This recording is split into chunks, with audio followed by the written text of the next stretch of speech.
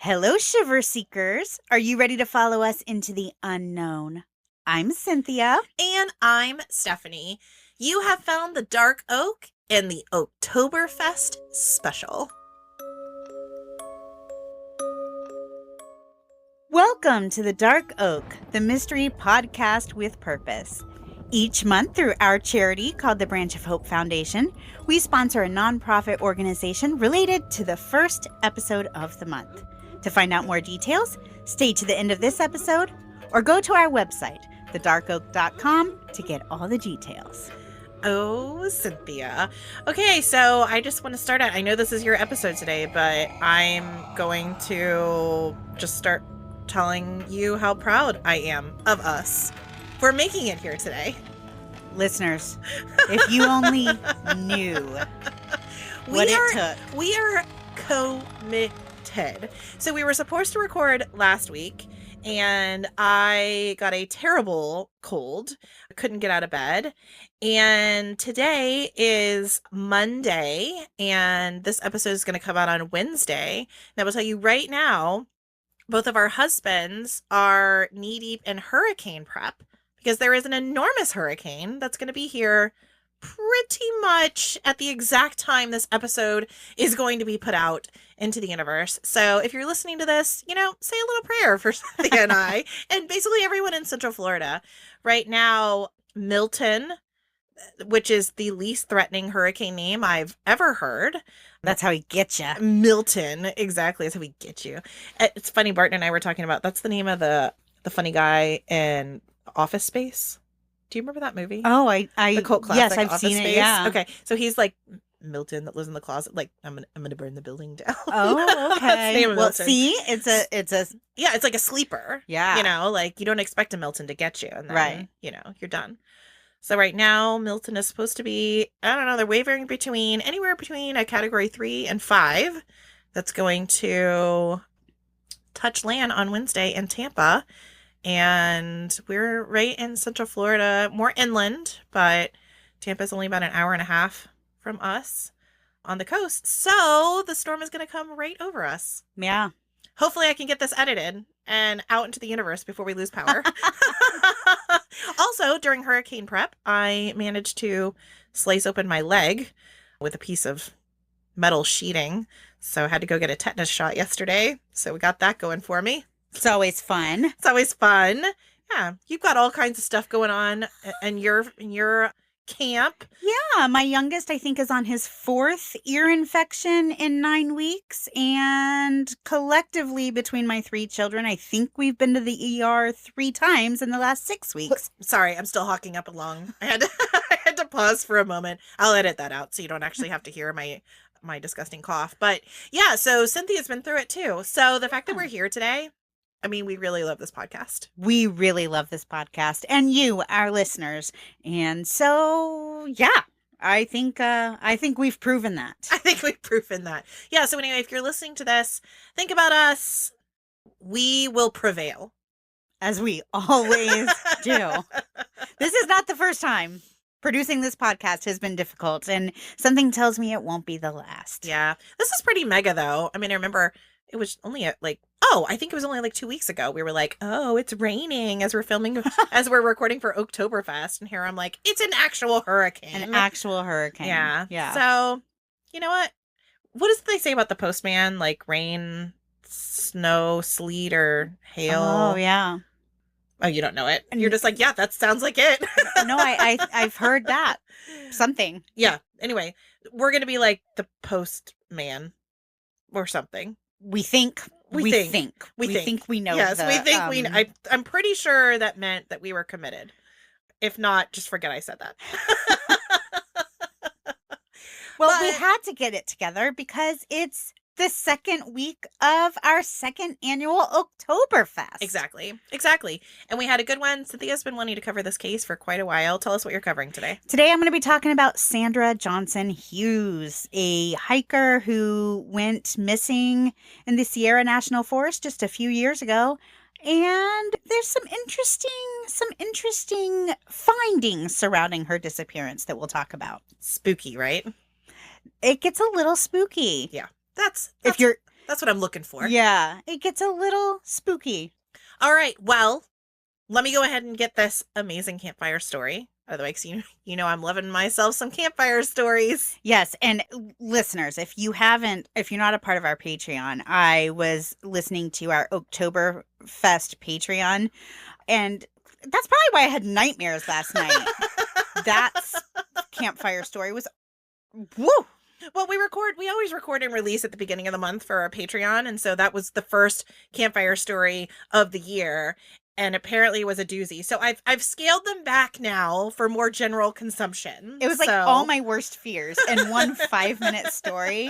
Terrifying. Well, this one's a little bit in the middle. Okay. This will be fun. All right. I like this one. Let's hear it. All right. So guys, campfire stories. It's just a little something fun that you can tell to your family. You can talk to your kids. Just a little something to get you in the spooky mood. Picture yourself sitting around a beautiful little campfire, roasting some marshmallows, hearing the story, and feel free to share this. All right. Well, if you're not into this, I don't know, the story's maybe like 2 minutes. Just skip forward 2 minutes and we'll get into Cynthia's Sandra Hughes story. So without further ado, here we go. A married couple fought a great deal and finally began talking about getting a divorce. However, the wife discovered she was pregnant, and for the sake of the baby, they decided to give the marriage another try.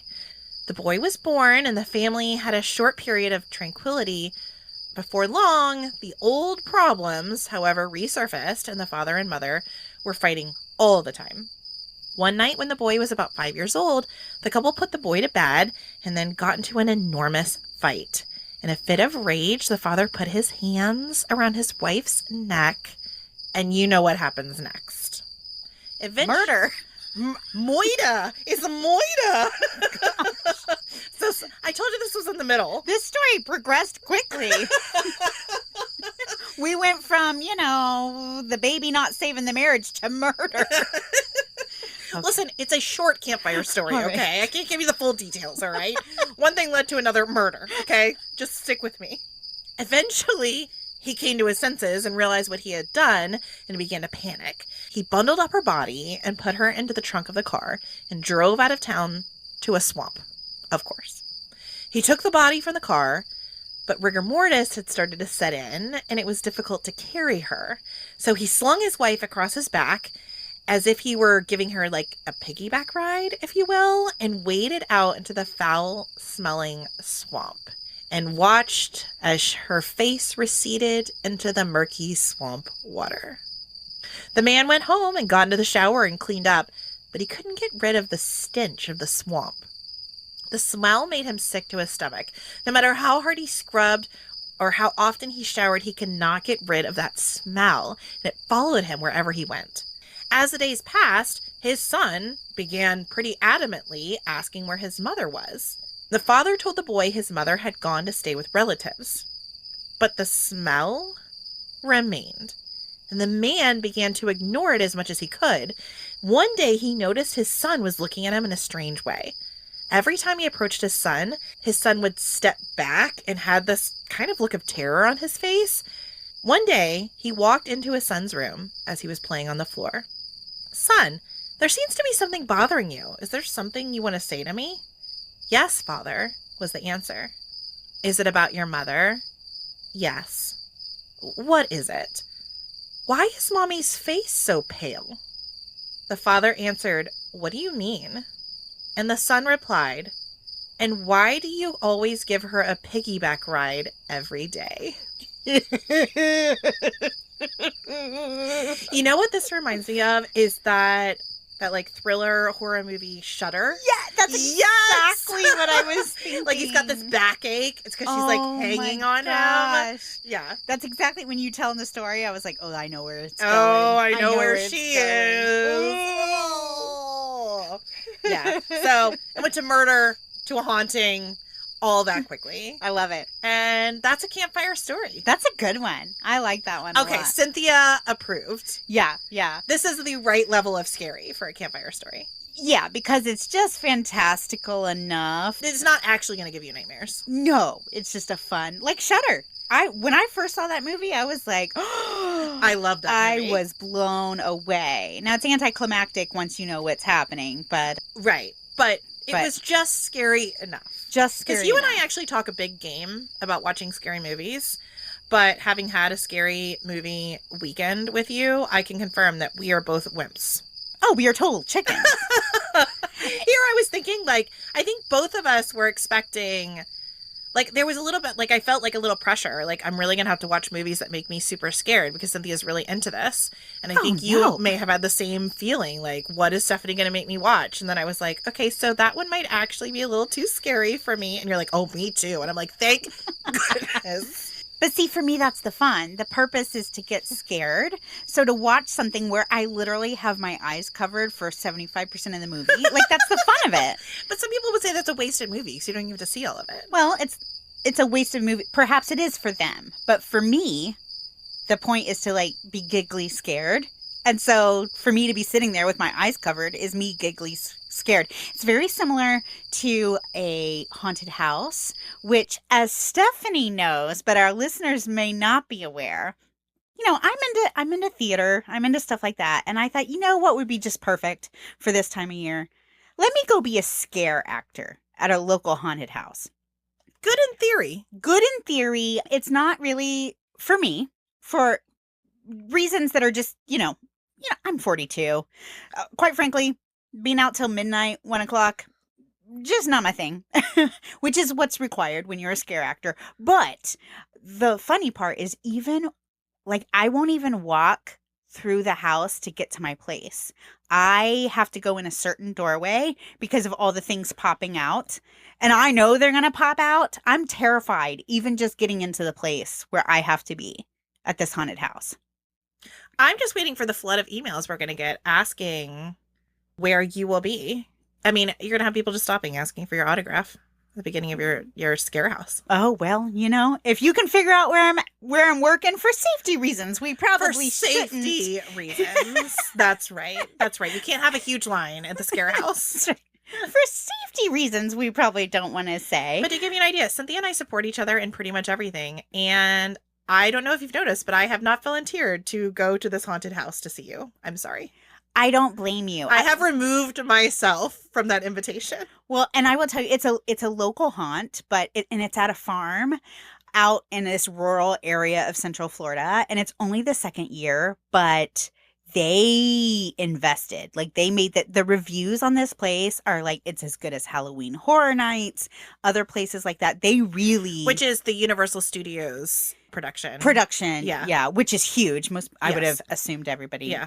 knew, but so, like, the reviews we're getting in is that it's on that level, if not maybe even more so, because you're not expecting it to be that good. So it really is scary. And they have 3 different houses, 3 different, like, scare mazes. And so on opening night, they let the actors from each house go through the other house that they're not working. Okay, that makes sense. And I didn't want to do it. But of course, I'm there with these, my new friends, and Oh, you're very much younger. You're much younger. listen, everybody's young enough to be my kid, except for two other women who I've befriended. And quite frankly, they're the ones who dragged me through this house on opening night. I kept my eyes closed the whole time. I could not tell you one thing in that house. My eyes were closed the whole time. One woman in front of me, one woman behind me. My eyes were closed the entire time. I heard it. I felt it. It's just not my thing. Well, all that to say, if you are a fan of Cynthia and her acting and haunted houses, you better get in this year because this is probably not going to be a repeat. No. Even though I'm not going to go see you, I am still very proud of you. And I am very proud of your commitment to the Halloween cause. I'm very proud of you. You gotta spread some spooky fun. Also, next Halloween, let's just do spooky movie weekend again. Yes. Wine, cheese, scary movies. Yeah. All right, well, let's get back to our roots here. Let's get back to a missing person case. Yeah.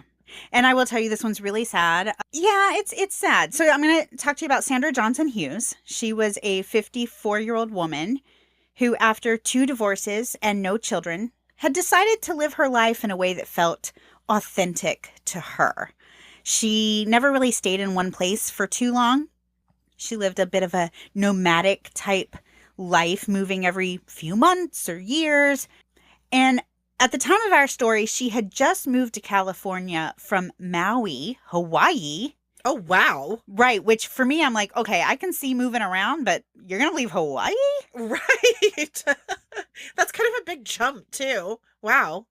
Well, there's not many other places she could go without taking a big jump. I guess that's Like, true. it's an island. I guess it's true. Most people, when they get to Hawaii, they only come back if they really have to. Well, I can't imagine myself leaving, but yeah, she'd moved to California at the beginning of 2020. Now, unfortunately, like the rest of the world, she found herself in a very weird place that summer. Weird. Weird is being kind, I Weird. think. Weird is being kind.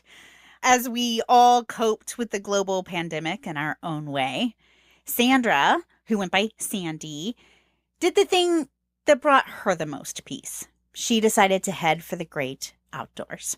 Okay. I think a lot of us were trying to get grounded that way. I think that makes a lot of sense. Absolutely. You couldn't go anywhere else. Well, and sometimes, you remember when they blocked off the beaches? Well, and that's the thing. A lot of the national parks and campgrounds and stuff Were all even those closed. were closed. Yeah. I know some rule breakers who snuck into some of these national parks when they were closed, and they said it was the most amazing time because they Oh, had I the bet. whole place to themselves. I bet. I remember the big thing for us was they will never close Disney. And then they did. They closed Disney. To me, I was like, no way. And then I was like, well, they'll never close the beaches. And then they did. And I was like, what is happening right now? Yeah. Crazy. Now, years before this, when Sandra was in college, she'd actually trained to be a park ranger. So she was very, very experienced in outdoor survival. Nature really was her happy place. And this was a stark contrast from her day job, where she worked as an accountant. So you can really see how getting out and spending time in the wilderness would do wonders for her soul, because I've had office jobs, and as a creative person, as an outdoor type person, to be stuck in an office 40 hours plus a week, that's rough. Brutal. Now, Sandra spoke with her family on June 26th, 2020, telling them that she was planning a solo camping trip near Johnson Meadows in the Sierra National Forest. And everything was fine for about a week. But then the first inkling that something was wrong came in early July. Some campers came upon what appeared to be an abandoned campsite near an area called Johnson Meadows above Base Lake. And this campsite seemed suspicious because it was very chaotic. There was debris, there was food, a backpack, trash, and these things were all just thrown around. Something seemed really off. This isn't what they were expecting to see. Like an animal had come aboard, or we don't know yet. I didn't see anything saying that it looked like an animal. It just looked like an abandoned campsite where things were, in disarray. Yeah. Okay. The campers who made this discovery thought it was strange enough that they decided to call the Madera Sheriff's Office. And when authorities arrived to the scene, they too took a look around. They agreed this was definitely unusual. Among the things that seemed strange, there was a folder containing really important vital documents. A birth certificate. Oh, yikes. Social security card. Other documents that you wouldn't just leave laying around. You also wouldn't generally take camping with you. Well, I was going to say, so she was legit living off the grid. She was living in this tent? Well, supposedly no. Supposedly she was just going on a couple-week solo camping trip. The fact that she had these documents with her makes me question if maybe there was more to her plan, because I wouldn't bring these with me unless maybe I was planning on not coming back or needing these documents for some reason. Yeah, but also, say she was going to use this campsite as a springboard to something else, you would take those documents with you. Exactly. So the fact that they're in the tent is weird, and the fact that they're not, that she didn't take them with her is also weird. It's very weird. weird. So it's multiple layers of weird. You got it. Exactly. And of course, as we can assume, these items belong to Sandra Hughes. Right. Sandra's family was contacted, and immediately they confirmed that leaving the campsite in this type of condition would absolutely not have been typical behavior for Sandra.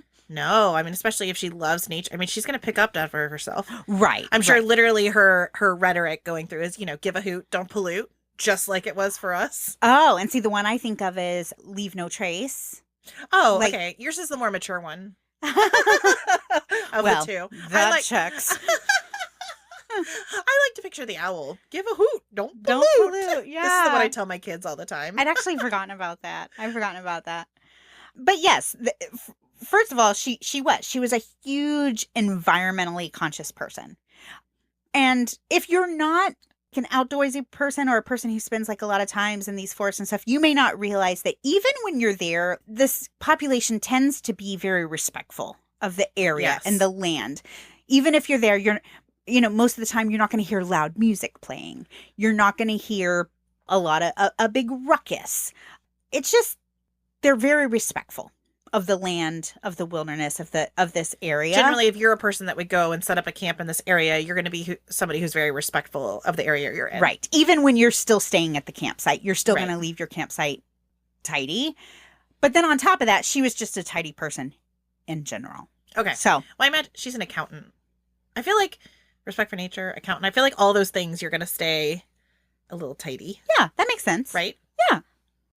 After finding the scene immediately, Sandra Hughes was listed as a missing person. A couple of days later, on July 4th, witnesses in the area reported seeing Aunt Sandy, as she was known to her beloved niece, Oh. near the Chiquito Pass trailhead. Now, we've discussed before how eyewitness accounts are often quite inaccurate. Yeah, I'm wanting to know how they knew it was her. Well, in Sandy's case, I feel like any reported sightings may hold a little more weight to them because right before this camping trip, Sandy had dyed her naturally brown hair bright blue. Oh. That's something you don't often see in nature. Right. So it definitely makes her stand out, right? Sure. Now, the hikers who believed they saw her described Sandra as being barefoot with no visible gear. She was described as wearing a black shirt and blue jeans with a bruise on her face. Oh, no. But when they asked her if she required medical assistance, she declined any help. Oh, no. I wonder if she was going through something. I think she probably was. Later on, when the witnesses realized that the woman they had seen was the missing woman, Sandra Hughes, they called the sheriff's office, who searched the area where she'd been seen. But Sandra wasn't there, and there was nothing left behind to indicate which direction she may have gone. Yeah, and barefoot. Yeah, no trace. Right, no trace. The next day, Sandra's silver sob was found in a ravine, and this ravine was beside a winding forest road. And when investigators studied the accident scene, they believed whoever had been driving the vehicle had collided with the tree at a low rate of speed, something like 20 miles per hour or less, but then lost control of the vehicle, drove into the ravine where the vehicle then got stuck on a stump. Okay. Was she driving it? It's believed she was driving her car.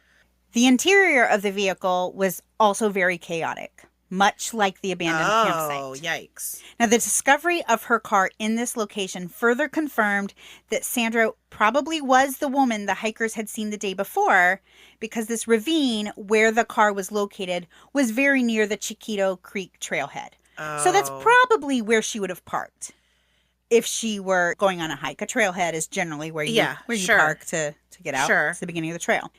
So the fact her car was crashed there, she'd been seen there the day before, it checked. Right. Now, because the owner of the car was a missing person, law enforcement thought the best thing to do in this situation would be to let the vehicle stay where it was, hoping Sandy would return. Sure. So they left a notice on the car saying that the sheriff's office was looking for her. And at the bottom, there was a handwritten note saying that her family was really worried about her and missed her and was looking for her. And I just thought, oh, that's so heartbreaking. It is, especially when you hear like someone saw her and she had a bruise and didn't have shoes and didn't have gear.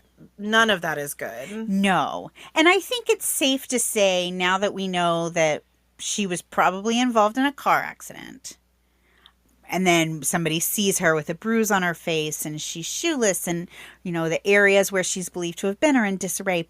Perhaps there was some type of a head injury. A week after her vehicle was found, a sleeping bag that matched the one Sandra had recently purchased was found 2.5 miles north of the accident scene. 2.5 miles? Mm-hmm. And it was laying off trail, just on the forest floor, just inside the Yosemite National Park boundary. Now, this will probably help you visualize. If you took a map of all of the sightings of Sandra, including the accident scene, it would appear that she was traveling almost in a straight line north. Okay, including, so the car, the campsite, the sightings, and the sleeping bag. Right. Yep. Okay. Looks like she's going north. And missing persons flyers were hung all around the area listing Sandra's identifying information. Deputies and volunteers from at least 7 other surrounding counties assisted with their search and rescue teams. A California National Guard Black Hawk helicopter was deployed in an aerial search for Sandra, while canines and their trainers assisted on the ground. Despite all of these efforts, nothing of any significance was found. More than a month after she went missing, on August 9th, it is believed Sandra was spotted again, this time by 2 hunters. Now, according to these witnesses, Sandra was leaning against a tree along a forest road, which was about 5 miles from her abandoned campsite. Now, this sighting is different than the others in a couple of ways. So first, if it was Sandra, it means that she's changed direction. Right. She had been headed north. Now she's traveling south. The hunter said this woman didn't appear to be injured or distressed in any way, but she also had no interest in engaging with them. It was almost like she didn't even see them. Huh. Some articles described her as almost despondent, showing just absolutely no interest in anyone else. When the witnesses saw that Sandra didn't appear to be in any distress, didn't appear to have any interest in interacting with them, they felt they had no choice but to continue on with their journey. She appeared to be safe. Yeah. Now, tragically, the hunters were unaware that there was a missing woman in the area. Sure. They only learned the significance of what they'd seen when they got out of the forest and saw Sandra's picture on one of the posted flyers.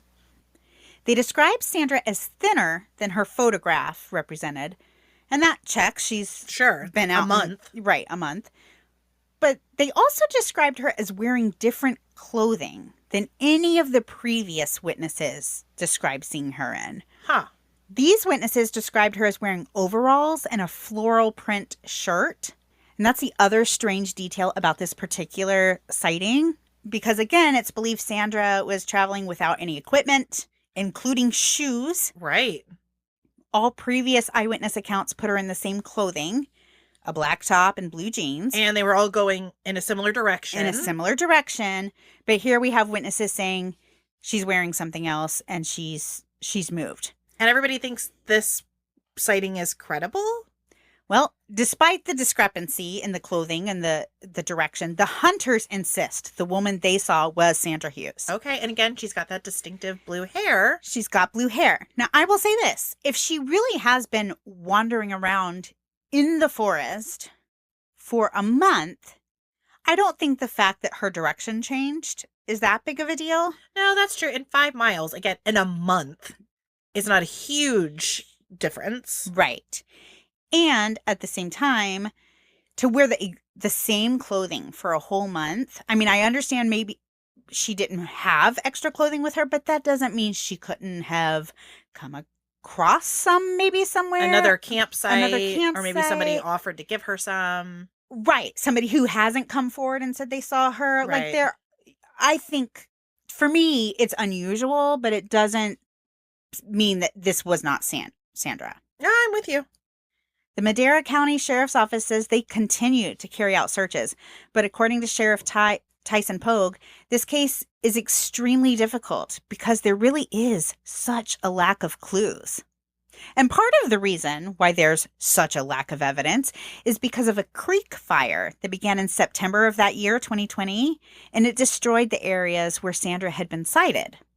This fire began Labor Day weekend, and it wasn't fully contained until late December that year. Oh my gosh. Right. So talk about a disturbance. So as you can imagine, this obviously presents a problem when you're searching for a person or items that may help lead you to a missing Of person. course. And then to make matters worse, after the fire came the winter, Right. which totally changes the landscape. Snow can cause debris to cover important evidence up. But there's also some cases where snow can cause debris to uncover things that were previously hidden. Right. So after these events, the sheriff's office went back to the area, trying to find something that could lead them to Sandra's whereabouts. Sheriff Tyson Pogue said, quote, "I think all of us hold out hope that maybe somehow she's alive out there. I don't think the evidence supports that. It's been a long time without any sightings during the search time." And End quote. it's one thing in late summer to survive out in the forest. It's another thing to survive a winter out in the Right. forest. Yeah, absolutely. Absolutely.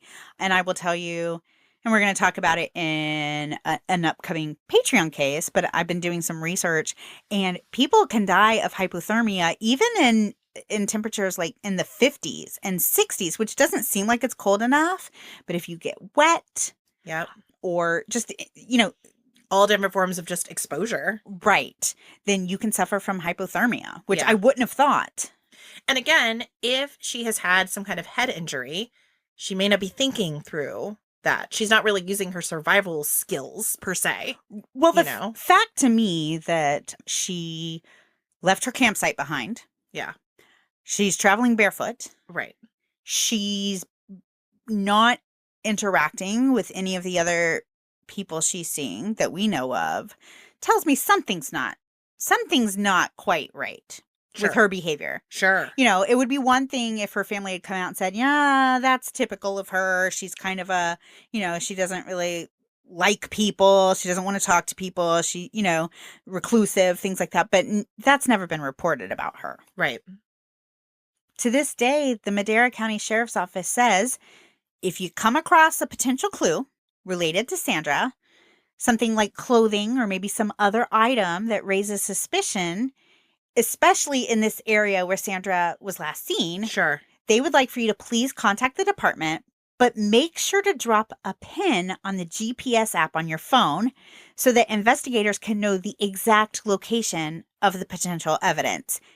Now, this made me think, when it comes to finding missing persons and victims of crime, things of that nature, how amazing is this technology?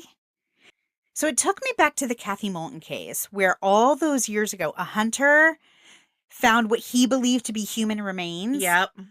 And then you couldn't find him again. Yes. And he was like, it's next to the barrel. But then they can never find the barrel. Can never find it. And all these years later, they've done so many searches. Authorities have gone up there so many times. They could never locate this site that this hunter swore he saw. Yeah. Imagine if he could have had something like a GPS pin. Yep. I mean, isn't it amazing how it changes like the future of how we handle these cases? Sure. Well, and that's what, there are so many fewer, well, at least I like to think there are, missing persons cases and unsolved crimes because of the way science and technology has advanced. Right. It's going to get to the point where you just cannot get away with any kind of crime. You just won't be able to. I hope that's the case for sure. Well, sure, yes. That is, I made it sound like hey, you better commit your crimes while you can because it's going to get to a point. No, but it's true. It's absolutely true. Now, unfortunately, to this day, police have found no evidence, means, or motive for foul play in Sandra Hughes' disappearance. But unfortunately, there's also no promising leads in her case. The circumstances of Sandra Hughes' disappearance remain very unclear. Her case is currently classified as an open missing persons case. And if you have any information regarding the disappearance of Sandra Johnson Hughes, please contact the Madera County Sheriff's Office at 559-675-7770. Oh, I hate this. It's awful. And unfortunately, that's all the information we have on Sandra Hughes for an entire year. But then, On Wednesday, July 21st, 2021, a young couple, Jake and Victoria Gorba, decided to take their 3 kids to the top of Shut-Eye Peak to do some four-wheeling. On their way up the mountain, the kids decided they were hungry, so Jake and Victoria found a little place where the road leveled off, overlooking a meadow, and they were able to pull over and just have a little picnic in their car. Pretty. Very pretty. And everything was going great. It was a beautiful day, enjoying nature. When suddenly Jake and Victoria noticed that their 3-year-old little boy, Caden, who was sitting in the backseat of the car, was looking out of his window, and he appeared to be talking to somebody. He was having a very lively interaction, pointing out past the clearing where they'd parked and looking deep into the woods. Caden told his parents that there was a woman with blue hair, wearing a black shirt and blue jeans, who needed help. Jake and Victoria looked out into the woods and didn't see anything, but Caden wouldn't give up. He went on to say that this woman was dead, and she was laying face down with her legs straight up in the air. Oh my gosh. You know what? No more making fun of me for my campfire stories that escalate quickly, because yikes. Well, and this is the real deal, which is like really, truly horrifying. Caden said the lady couldn't talk or move, but they needed to go help her. Now, can we just stop for a minute? Because yeah, please. just the idea of my 3-year-old telling me there's a dead lady in the woods with her feet up in the air. Yeah, don't like that. I'm not really sure how I would respond to that.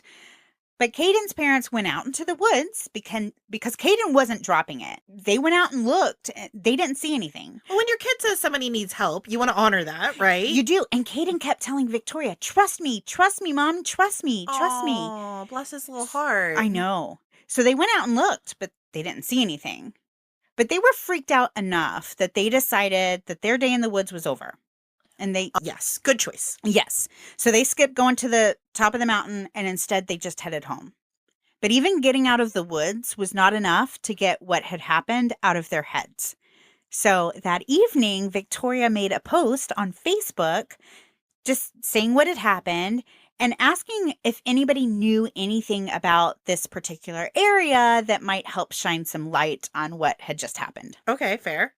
And that's when they learned that a year earlier, Sandra Hughes had gone missing somewhere within a 5-mile radius of where the Gorbs had been that day. Wow. Now, this Facebook post grew quickly, and Madera County Sheriff Corporal Chris Williams, who had been working on Sandra's case since the very beginning of the investigation, saw the Facebook post and contacted the Gorba family. Caden was asked to look at some photos of Sandra, and he was able to identify Sandra as the woman he'd seen in 3 out of 4 photos. Get out. It's crazy, right? A Yeah. 3-year-old. 2 Madera County Sheriff's deputies traveled back up to the area where Caden said Sandra was, and they took Jake and Caden with them, but unfortunately, they found no new evidence. And that's where the story ends. We don't have any updates. And I find it so unfortunate that we don't have more clues that can help us find Sandra. And it just really got me thinking, should we give actual credence to Caden? Because if I'm completely honest, I tend to rationalize everything. It's how I don't go crazy. And this is something that, though it's creepy and weird, and how did he know that? It's something I would probably brush off as just something creepy a kid said, because quite frankly, kids say and do creepy things all the time. I know you pretty well. I don't think you could just brush it off and not think about it again. I think you would think about it. Now, if it were my kid, it would be different. Yeah, that's how I feel. Yeah, like if it was yeah. your kid, like if you were Victoria, I feel like this would be something you're like, I believe. Oh, something yeah. happened. No, if it were my kid, I think I would just be like, yep, my kid's psychic. Like, he Yes. sees dead people. Yeah, I was like, I don't see you brushing that off at Right. all. But for me, hearing this story, I'm just like, okay, how much of that did he actually say? Like, did his parents help him fill in the blank? Like, I'm a skeptic. Okay, fine. But it got me, it just kind of made me start thinking. So I decided to go down a little rabbit hole Oh boy. Are we going to talk about The Sixth Sense? Yes, the rest of my script is all about The Sixth Sense and what an amazing movie it is. Okay. I'm here for it. Let's go. Movie review. Yeah. No, actually, I did a little research and I found a 2018 article in the New Zealand Herald written by a woman named Rebecca Evans. And Rebecca's a journalist who started experiencing some weird things with her daughter, Rosalind, who was 3 years old at the time of her writing. So I would like to share some of the stories I found in the article because I think they are pretty compelling when it comes to the idea that maybe some children can see dead people. One day, Rebecca was walking with 3-year-old Rosalind through the countryside near where they lived. And Rebecca said that they were having their normal conversation about preschool and games and Rosalind's favorite snacks when Rosalind suddenly announced that she had a new best friend named Tilly. And Tilly lived in their house. Rosalind went on to say that Tilly was dead, but she had another friend named Alex who also lived in their house, and he was also dead. Oh, that's normal. And his mom and grandfather were dead too. Now, something about the way Rosalind dropped this bombshell on her mother made Rebecca stop, because right away she knew that, first of all, they didn't know anyone named Tilly or Alex, but she'd also never spoken to Rosalind about death. She was only 3 years old. So Rebecca was really confused as to where Rosalind was coming up with this and, talking to her mom so matter-of-factly as if she was talking about her best friend from school. Now, Rebecca lived in a very old house, like 1500s old. And it's out in the forest of New Zealand. And shout out to Flight of the Conchords from New Zealand. Do you know Flight of the Conchords? I don't think so. Oh my gosh. Okay. Apparently I'm about to find out. Oh my gosh. I'm sure you've heard of at least one of the band members because he's now kind of famous. Like he was in Moana. He was the gold crab or whatever. Oh, yeah. Jermaine. Okay. Shiny. Yeah. Yes. Yeah. But before that, he was one of the original members of the 2-person comedy band. Folk comedy band, Flight of the Conchords. And all I have to tell you is I now know what we're going to be watching during our lunch break. The live performances by Flight of the Conchords. Okay. The funniest thing I've ever seen in my life. So they're from New Zealand. Okay. And I can't talk about New Zealand without talking about Flight of the Conchords. But on this old property from the 1500s, there were no neighbors for at least half a mile. So the creepy factor is really, up there. Yeah. And this conversation reminded Rebecca of how when Rosalind was only 18 months old, she'd pointed to an outside cellar door and was adamant that she could see sheep. And Rebecca blew it off. She's only 18 months old. They have big imaginations. They're just learning language. Sure. But a few weeks later, Rosalind pointed to the same spot again. And this time she sadly said, "Sheep gone now, Mommy." Well, guess what? This super old house was built on an old sheep farm. Oh. Now, Rebecca, being a journalist, decided to do a little investigation herself. And the census records for 1861 showed that there was a 10-year-old boy named Alex Turner who lived in their house. She also learned that in 1891, a 20-year-old named Matilda Oak lived in their home. And Rebecca believes that because of sparse record keeping in that time, it was likely that Matilda was living in the home when she was a child.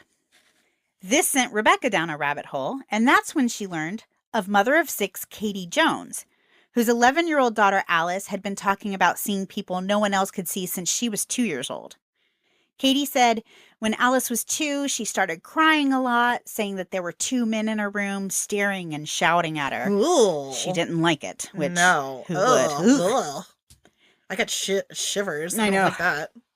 Alice would say a girl called Sheila sat at the bottom of her bed crying for her mom, and an old newspaper clipping confirmed that a little girl named Sheila had been murdered in the home. Ooh.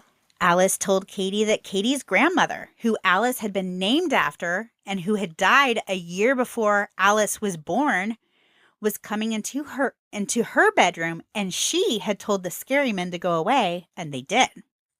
Okay, well, I like that. Right. Alice was able to accurately describe the clothing her Nana had worn. When Alice was 3 years old, she told Katie that Nana had come to visit her with a baby in her arms, and the baby's name was Max. What 3-year-old Alice did not know was that a family member had recently given birth to a stillborn baby named Max. And now I'm going to cry. Alice talked about Max and Nana for years. Then one day Alice told Katie it was Max's 4th birthday, and Katie went and looked it up, and it was. It was his actual birth date, and he would have been 4 years old. If this story is true, which we don't know, but sure, that's wild. Right? When Alice was 4 years old, she told Katie that she had to give their next-door neighbor a message. Her husband had just passed away, and the message for the neighbor was that she could stop crying because her husband was okay. Oh, that's kind. As Alice has gotten older, she has had less of these experiences, but at 11 years old, which was how old she was at the time of this story, she could clearly remember seeing her great-grandmother, and she said, "I always felt safe with my Nana there, and I remember seeing the baby too. I also remember it being his birthday." She said, "I only feel scared when it's someone I don't know, but I see them less now." To any other children who see things like this, I would say you don't have to be scared, as they are just looking out for you and trying to protect you. Wow. Rebecca learned of another woman named Trisha Jordan. Trisha was a medical secretary with a 7-year-old son, Luca, who had been seeing her dead grandmother since he was a baby. Trisha said that her grandmother passed away when Luca was 18 months old. He had just started to speak, and the first thing he told her was how Granny would tuck him in at night. Oh, that's sweet. Right? One day she heard him singing "The Big Ship Sails on the Alley Alley-O," which was a song that Trisha had never sung to Luca, but Trisha's grandmother had sung to her throughout her childhood. Oh, bless it. Trisha said that when Luca was 4, there was a day they passed a house near their home, and Luca said it was Martin's house, but he wasn't there because he died in a fire. And sure enough, a man named Martin had lived there. As Luca got older, the sightings stopped, and he had no memory of seeing his grandmother. Trisha said that she had always believed in an afterlife, but what she experienced with Luca left her convinced that the dead do walk among us. She says, "I've always believed a little bit, but what I have seen with Luca blew my mind. It made me believe completely." Another mother, Holly Smith, said her 6-year-old son, Riley, has experienced too many things to leave her in any doubt as to the validity of ghosts. When Riley was 2, he was walking with his mom when he started pointing and waving and saying, "Look, Mommy, there's a soldier. He's waving at us." But Holly saw no one there. There was another time when Riley was about 18 months old when Holly walked into Riley's bedroom and he was having a full-blown conversation with someone. He was so young, so it was definitely the speech of a toddler, but he was talking and answering and gesturing with someone who wasn't there. Holly asked him who he was talking to, and he said it was Humpty. And for days, Riley kept saying Humpty was there. At the time, their neighbor had just died, and Holly believes he was talking to their neighbor. The only other child Riley would play with at school was a child no one else could see, a boy named George. Which that's actually a little sad, if your only friend's a ghost. Yeah. Celebrity psychic Honor Broxett believes such sightings should not be dismissed. She says, "We are all born with a sixth sense, yet we stop using it as we get older. Children are much more believing, less questioning or cynical.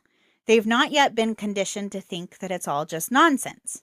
You have to be careful that you don't over-exaggerate it. Yes, children do have a vivid imagination, but more often than not, there is some truth in it." End quote. Yeah, I don't know about seeing deceased people, but I do believe that for a brief period, I got all teary all of a sudden. I do believe babies can see angels. I believe that. I believe that because they're so innocent and there's nothing to tell them they can't. Right. And they're so pure and they're not distracted by all the things that you and I might be. Right. Life. Right. Right. And I think that eventually fades, but I do think there's something. Me too. I do. I don't know what it is. I don't know that it's ghosts. Right. I think if they do see something, I think it's a more of like a spiritual I'm with you. Like a spiritual being. Exactly. Yeah. Rather than a spirit of a deceased person. I'm But- with you. That's exactly where I land. Definitely believe in a spirit world. I Yeah. don't know that I believe in dead people walking around on Earth. Right. But who knows? I mean, I think angels can take different forms, certainly, too. Absolutely. I believe animals as well. I believe Yeah. animals are also like right there with children. Like animals can see things that maybe I can't. Right. Right. I think that's probably true. Not everyone believes that these interactions are a result of psychic ability. Dr. Stephen Westgate, a consultant child psychiatrist and medical director of Child Psychiatry UK, says that such behavior is normal for a young child because their imaginations are limitless and don't contain the same social and physical rules of the adult world. It's pretty much what we just said. Right. He said, as a parent, I wouldn't be worried about a child experiencing these episodes, and in some ways, it can be viewed as very positive because it shows that they have a vivid and well-defined imagination. The normal situation would be that as the child grows and the brain develops, they begin to rationalize what they are experiencing, and so the episodes will begin to wane, end quote. I also think it's such a positive reflection of the relationship that you have with your child, that they feel like they can share this with you and that you're truly listening to what they're saying to you. Right. Oh, I do too. I think love that's a it. reflection of such like just a healthy relationship. Right. One of my favorite things, and I didn't realize this was going to be one of my favorite things, but when my 7-year-old comes home from school and then tells me who got in trouble that day and what they did wrong. The gossip. Maybe he got a little warning that Uh-huh. day. And, that takes trust. It Yeah. takes trust. And I love it because I see that because he doesn't share that with just everybody. Right. But I love that he feels safe to tell me. Yeah. It's very rewarding feeling. Yeah. And very, very intimate. Yes. Dr. Stephen Westgarth says he's dealt with families who say their children are talking to the beyond, but he says these tended to be spiritualists and strong believers in the afterlife, so there was a culture there already, which I find interesting and also a very compelling argument. So I totally flip back and forth. The thing that gets me is how they're able to provide details that they shouldn't know. Right. I do agree. Coming up specifically with names now, are they just coincidences? I don't know, but it's interesting. It's very To interesting. say the least. For Kaden to come up and say she had blue hair, a black shirt, blue jeans, and that's how would he know that? Right. I mean, unless somehow they had passed a poster or something that had a picture of her still. Right? But again, can a 3-year-old read? Like, how would you just say she's dead? Like, I feel like that's a little bit of a reach. Right, at 3. Right. And then the one that really got me here is the little girl with the baby. Okay, so that one to me, the stillborn baby and then knowing the birthday, I'm like, could that have just been a coincidence? It would be a really large one if it was, but... For me, I don't think it could be a coincidence. However, I do think it could potentially be rationalized. Potentially? I do think it could be potentially. I do think there's a possibility it could be rationalized.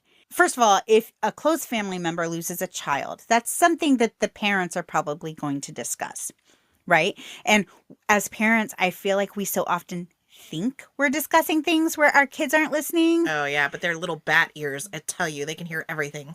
They hear everything. I remember at one point my husband was really injured at work, and we didn't want our kids to worry that he got so badly hurt.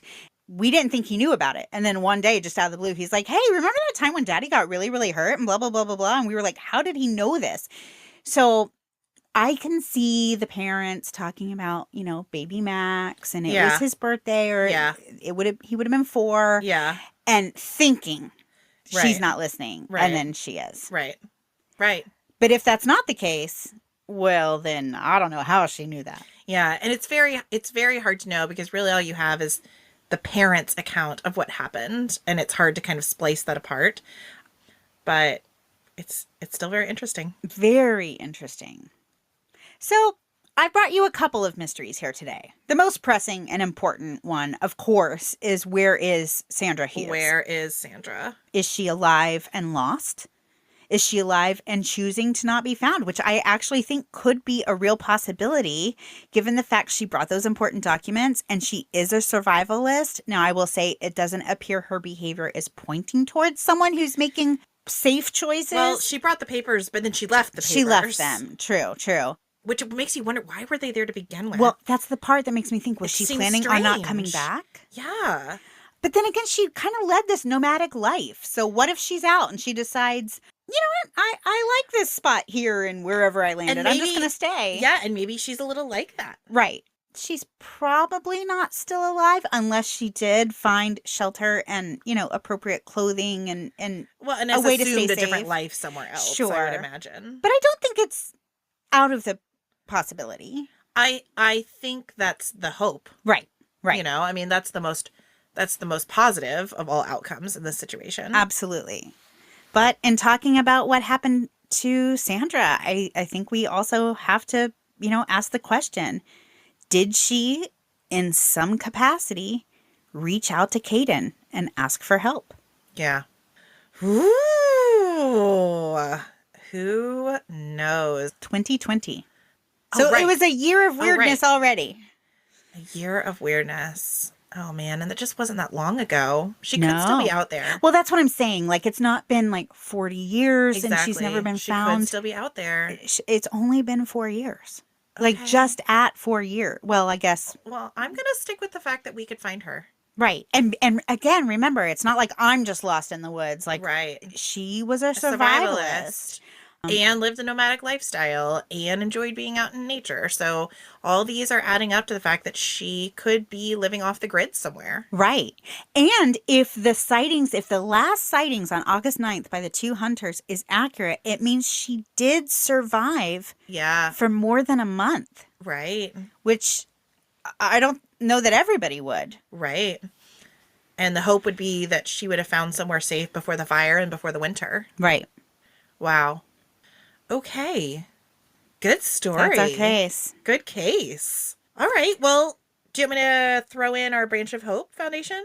Yes. Does that fit here? Okay. Always good to end on a positive note. Well, I covered our supernatural animals last week. Yeah. I'm still thinking about that ghost rat. The ghost rat and the ghost fish. That was such a good point that you brought up. Because I was like, oh yeah, ghost fish. And you're like, wait a minute. I still have so many questions. All valid. All valid. Yeah. But with that, we decided to sponsor Best Friends Society. And they are an amazing group committed to saving them all. So basically creating non-kill shelters around the country. And it's such a wonderful goal. And again, I said I had some personal relationship with them. And I found most of their ideas to be very practical, not pie in the sky, some things that we could actually accomplish that was going to help a lot of domestic cats and dogs and even some other novelty pets like lizards and snakes and birds, those kinds of things that we can really help find homes for all of them. So any extra proceeds that we receive from our Patreon and our sponsor, not extra proceeds, we actually take a portion of the proceeds that we get, plus any additional donations are going to go straight to Best Friend Society for the entire month of October. So if that's something that you're interested in, you can get more information on our social media. You can get more information on our webpage, thedarkoak.com. Please, if you have any suggestions for a non-for-profit foundation that you think would be a great fit for our Branch of Hope Foundation, please let us know. You can email us at thedarkoakpodcast@gmail.com. Again, you can reach out to us on any of those social media platforms, Facebook, Twitter, X. I even started an account on Threads, even though I don't even really understand what it is. So you can message us on there if you want. Really haven't got the hang of it yet. If anybody knows how to operate Threads, let me know. If anybody's looking to be a social media manager. Exactly. It's the one part of the creative process I think I'm willing to pass on to someone. But we do love getting feedback from our listeners, and we love the little messages that you guys send us, little comments and feedback. We just love it. It's true. I don't think we've ever said this before, but it makes our day when someone says, hey, great job, or thanks for covering this case, or hey, I never thought about, it really, that means more than you probably know. So Yeah, if it means if a you're lot to us. feeling like it, drop us a line. We love it. Especially, when we're in the midst of a hurricane. Just drop us a little something. And as soon as we get power again, we will be sure to see your message. That's when, right. Oh, I don't want to lose power. I was like, it's when we so get air hot. conditioning, when we get air conditioning back, we'll be sure to also fire up that old computer. And see your it's the lack messages. of AC in Florida in August. Oh, I guess we're October now. Wow. We're fully in October. Exactly. And we're it's supposed still to be hot. putting up Halloween decorations. I and instead know. we're like battening down the hatches. It's no fun. I gotta go ratchet down some of my chicken coops so I don't fly away. Yuck. Fun. Yeah. Fun. Anyway, think of us, guys. Thanks for listening. Oh, be sure to join us next week when I cover the unsolved murder of Ronald Sisman. He was murdered with his girlfriend, Elizabeth Platzman. And I will tell you, on the surface, it's an unsolved murder, but it could be related to a huge underground crime scene. Oh. So you're going to want to hear all the details about that. All right. I can't wait. Come back next week, peeps. Bye. Bye-bye.